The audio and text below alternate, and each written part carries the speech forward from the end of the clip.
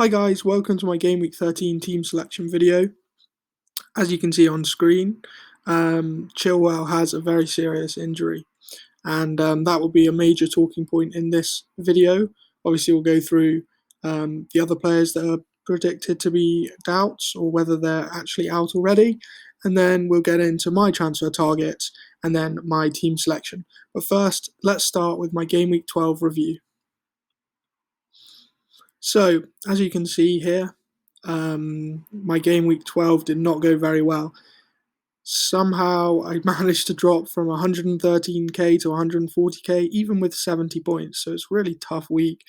Obviously, the players that performed well for me, like most people, were Rudiger, James, Jota, and Salah, all very decent. Tony finally with a goal. The major difference between my team and other people's teams was the lack of Reece James or Cancelo.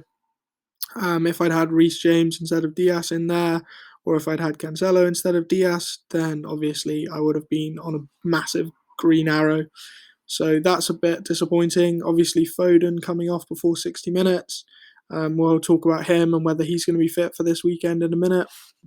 And then obviously Umbuemo again blanking. Like, oh my god, if I don't think I'm gonna be able to take him out this week, but he's gonna have to stay again. I mean, Everton at home isn't the worst fixture for him, and at least Tony scored for once. But oh god, and then Kane, nothing from him again, and then scored last night in the Euro Conference League, didn't he? But it's not looking good. Spurs are not looking good under Conte. So yeah, let's get into my my game week 13 doubt or out section. So here we are in the doubt or out. We'll start with Maguire. Maguire's definitely out. He's suspended, of course. Then, as you see, as I was saying earlier, Foden is a doubt. He missed the Champions League game.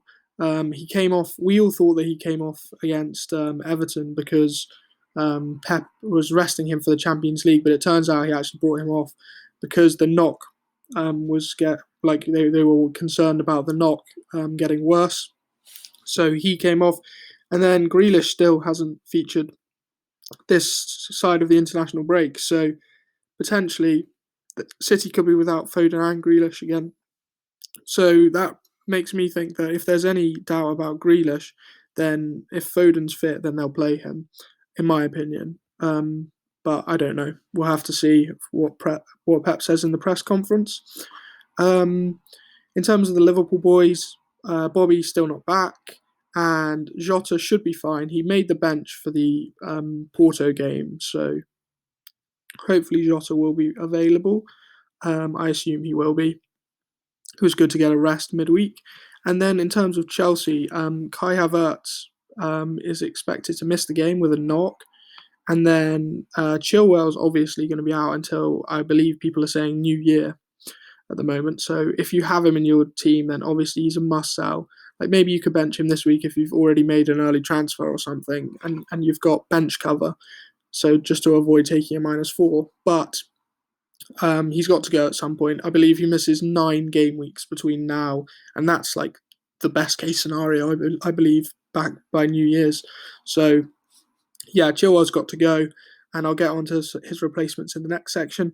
And then obviously if Romelu plays, then it doesn't really matter if you have Havertz anyway, because Romelu's going to come back in up top, and obviously Werner is back as well. So fully expect that if you've got Havertz, you should either sell him this week or next week, depending on your transfer plans.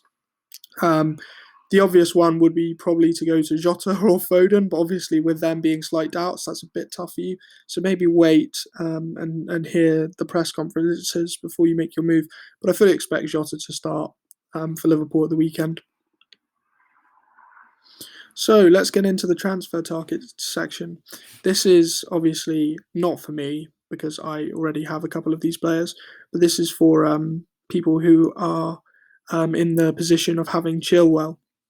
Now, obviously, you could go for another Chelsea defender instead of Chilwell. If you already have Reece James or Rudiger, then I would just go for the other one straight away. Like that would be my decision. But obviously, you could go for Marcus Alonso. Obviously, it's a little bit of a punt. Like, I don't get this, like, Alonso's not the first choice left back because Aspie's played there and Saul could play there and Hudson-Odoi or Pulisic or whoever. Like, Alonso's the first choice left back. But at the end of the day, like, he is just coming back from an injury. There's a lot of games in a very short period of time. I fully expect him to be rotated. But if you've got the bench for it, then he's the cheapest on the list apart from Reguilon, and Spurs' defence looked awful last night. So I would probably go for Alonso if you already have James and Rudiger and you just want to punt on someone else, or if you have the bench cover and you've already got James and perhaps not Rudiger. But if you don't have James, 100% go for James, and obviously Cancelo if you don't have him. This is just the XG and XA for these players and their price, as you can see on screen. So as you can see, James by far and away the best on both sections, XG and XA. So definitely go for James if you haven't got him. I'm gutted that I still went Rudiger over him on my wild card, but I've rectified. I'll show you guys in a minute. I've rectified Diaz over Cancelo this week, only like 7 game weeks too late. But yeah, I'll get onto that in a bit. But yeah, I'd avoid Reguilon after last night. I don't think Spurs looks good. But yeah, definitely either go for the double or triple up on Chelsea. I don't even think it's terrible if you've got Cancelo and just have James, Rudiger and Alonso and then Livramento on the bench. Like, I genuinely think that's a viable defence at the moment. Let's carry on for my team. So obviously I was saying I had final chance for Mbeumo last week as one of my sections in the transfer targets. But unfortunately, due to other fires to put out, it will now be his final chance. As you can see, he's massively underperforming his XG and XA. I think I said this last week. I've since looked, and he's the third highest or third worst player in terms of performing, underperforming in the league. I think it goes Trincao, then Traore, and then Mbeumo. So yeah, just to think what could have been with him when we all got him in for this like really decent run of fixtures, really cheap enabler, but unfortunately he hasn't been good enough. Everton at home, as I said, I'm happy to keep him for that. Everton are not watertight. I think that he easily could get something there. And then if he gets something there, like, I'd be content to keep him. Like, Spurs have been pretty average. Leeds, again, not the best defence, and Watford at home. Like, these fixtures aren't bad. So if he somehow kicks into life and starts performing like his stats suggest he should, then he's absolutely a keep for me. But in terms of the players that I could get instead of him, we'll get onto that now. So as I was saying last week, these probably two are the main two if I were to transfer him out this week or next week now. Remember that it's midweek fixtures next week, so we don't have a lot of time to make our moves. But yeah, I think that in terms of who I'd prefer here, obviously, if we assume that I'm missing these 2 games because I don't want to take a -4 to take out Mbeumo, so assuming that we miss the Newcastle at home game for Smith Rowe and the Villa at home game for Gallagher, it's obviously Man U away for Smith Rowe and potentially under new management by then. So I think that overall Gallagher has the better fixtures and obviously the better stats, but he's slightly more expensive, but I think that's okay. So Gallagher would be the one. But if I go into my long-term watch list, so these are players that I'm looking for over the next sort of like 4 to 5 to 6 game weeks, maybe like game week 16, 17. I'd like to have like maybe a couple of these in by then. If you look at this list, then obviously if I could hold Mbeumo, if he suddenly just turns it all around, then like looking on to maybe get like Jared Bowen or Ismaili Sarr, or even like if I have a lot of money in the bank by then, up to someone like Marcus Rashford, then that could easily be a possibility. Like, Bowen's fixtures from game week 16 look really good. I think Sarr from either 16 or 17, they look good. So yeah, definitely one to look at. And then obviously in terms of Harry Kane's not performing very well for me at the moment, and I think I'm content with holding Tony for a little bit longer. But yeah, it will be dependent on whether I go Kane to Ronaldo, or I could do Kane to Antonio and then upgrade Tony to Watkins. Tony to Watkins looks like quite a good transfer when Tony has a poor fixture swing and Watkins has a really good run. But I'll get further onto that in other future episodes. But I'm just sort of planning ahead with my moves. In terms of my move for this week, as you can see, I finally rectified, as I was saying, the Diaz pick over Cancelo. I did that on my Gameweek 8 wild card, maybe.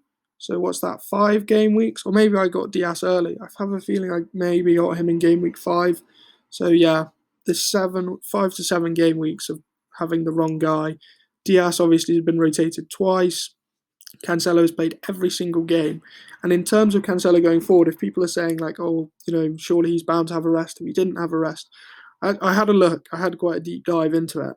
And in terms of them having 3 fullbacks to rotate from, assuming that Cancelo, Zinchenko, and Walker are all fit, then Walker is the one that would need a rest first, and that's happened more in the past. Like they've given Walker the rest because he's obviously, a bit older, etc.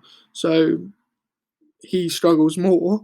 So in terms of that, then Zinchenko would play left back and Cancelo would play right back.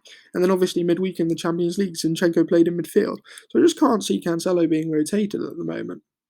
Obviously, someone like Nathan Ake could play left back, and I believe even like Laporte's played left back once or twice in his career. But I don't know. I just see Cancelo being the man, and obviously the increased attacking threat.